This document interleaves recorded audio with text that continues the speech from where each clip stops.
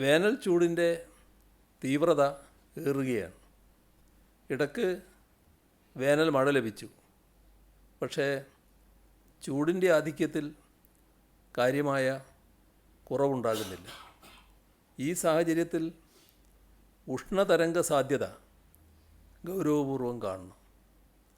ഉഷ്ണതരംഗം നേരിടുന്നതിൻ്റെ ഭാഗമായി ആവശ്യമായ ബോധവൽക്കരണ പ്രവർത്തനങ്ങൾ നടത്തുകയും പൊതുസ്ഥലങ്ങളിൽ ആവശ്യമായ സൗകര്യങ്ങൾ ഒരുക്കുകയും ചെയ്യും.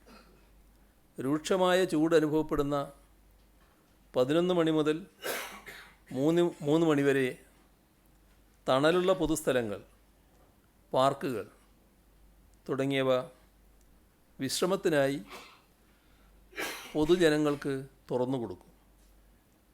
ഉഷ്ണതരംഗവുമായി ബന്ധപ്പെട്ടുണ്ടാകുന്ന ആരോഗ്യ പ്രശ്നങ്ങൾ നേരിടുന്നതിന് എല്ലാ ആശുപത്രികളിലും ഹീറ്റ് ക്ലിനിക്കുകൾ ആരംഭിച്ചിട്ടുണ്ട്.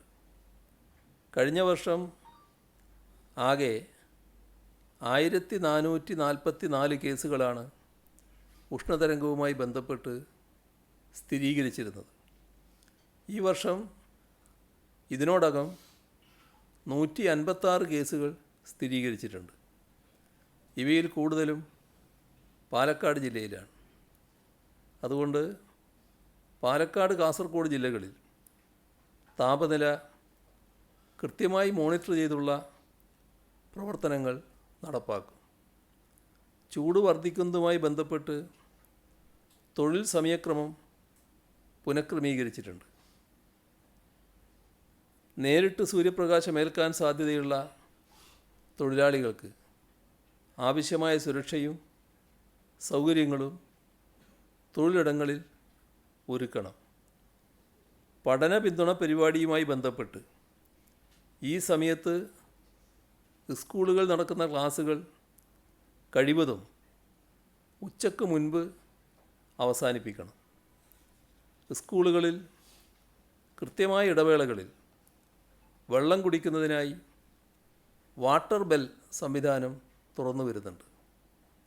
ഉഷ്ണകാലത്ത് വന്യജീവികൾക്ക് കാട്ടിനുള്ളിൽ ആവശ്യത്തിന് ജലലഭ്യത ഉറപ്പാക്കുന്നല്ല നടപടികൾ സ്വീകരിക്കും. വിസ്റ്റ ക്ലിയറൻസും കുളം, പുൽത്തകടി എന്നിവയുടെ നവീകരണവും നടപ്പിലാക്കും. വനത്തിനുള്ളിൽ ഫലവൃക്ഷങ്ങളും നടും. വളർത്തുമൃഗങ്ങളുടെ കൂടിനു മുകളിൽ ഇലകളിട്ട് മൂടിയും ഇടയ്ക്കിടയ്ക്ക് വെള്ളം സ്പ്രേ ചെയ്തും അവയെ ചൂടിൽ നിന്നും സംരക്ഷിക്കാവുന്നതാണ്. പകൽ ചൂട് കൂടുതലുള്ള സമയത്ത് മൃഗങ്ങളെ മേയാൻ വിടുന്നത് ഒഴിവാക്കണം.